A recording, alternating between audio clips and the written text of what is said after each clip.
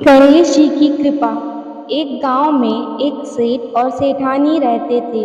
वह बहुत ही धार्मिक प्रवृत्ति के थे और गणेश भगवान के अनन्य भक्त थे।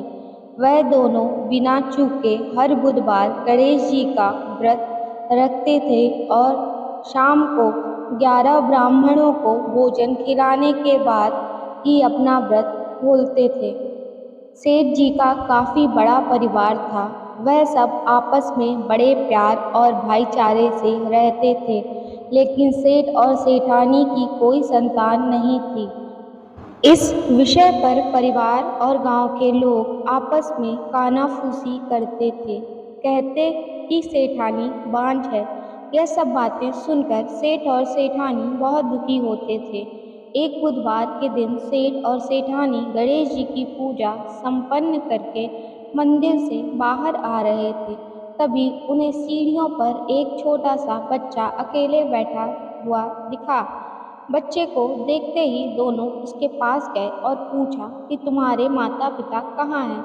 लेकिन बच्चे ने अभी तक ठीक से बोलना नहीं सीखा था, इसलिए वह बोल नहीं पाया। वह दोनों बच्चे के पास शाम तक बैठे रहे। तब तक पंडित जी और सेठ जी ने नौकरों ने आसपास जाकर बच्चे के माता पिता को खोजने की कोशिश की, लेकिन उन्हें बच्चे के माता पिता या बच्चा खोने की कोई खबर नहीं मिली।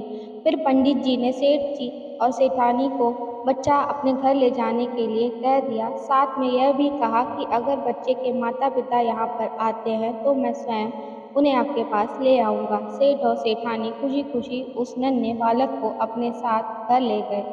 सेठानी ने बच्चे का नाम अपने आराध्य भगवान गणेश जी के नाम पर गणेश रखा और बड़े लाड़ प्यार से उसका पालन पोषण शुरू कर दिया।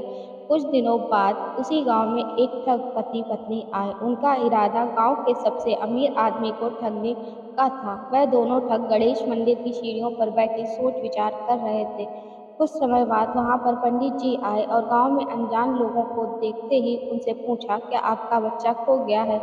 दोनों ठग तो चोरी चकारी के लिए बहाना ढूंढ ही रहे थे, इसीलिए उन्होंने तुरंत हाँ कह दिया।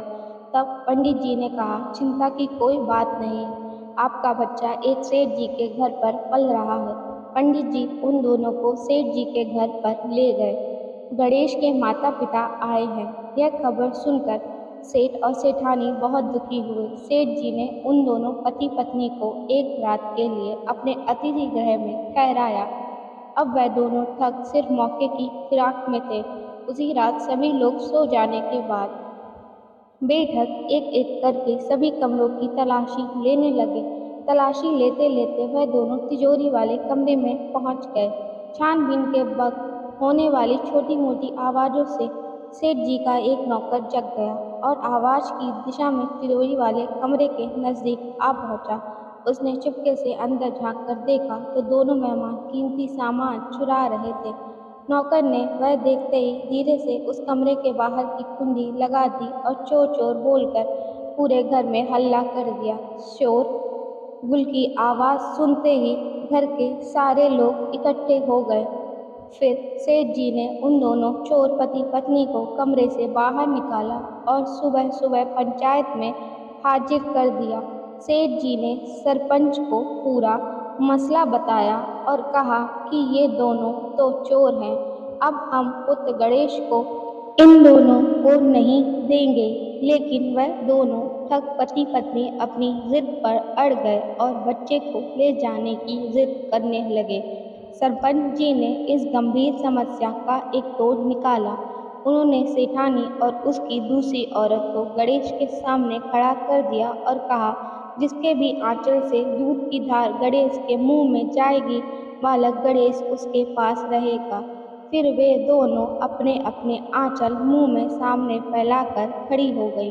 सेठानी जी मन ही मन गणेश भगवान के नाम का जाप कर रही थी। देखते ही देखते गणेश भगवान की कृपा से सेठानी जी के आंचल से दुग्ध की एक धारा गणेश के मुंह में गिरी और इस तरह बालक गणेश सेठ और सेठानी के साथ हमेशा के लिए रहने लगा। गणेश जी की जय हो। दोस्तों, ये कहानी अगर आपको पसंद आई हो तो कृपया इस वीडियो को लाइक करें और ऐसी ही बहुत सारी कहानियों को सुनने के लिए चैनल को सब्सक्राइब ज़रूर करें। जय श्री कृष्णा, जय श्री राधे। आपका बहुत आभार।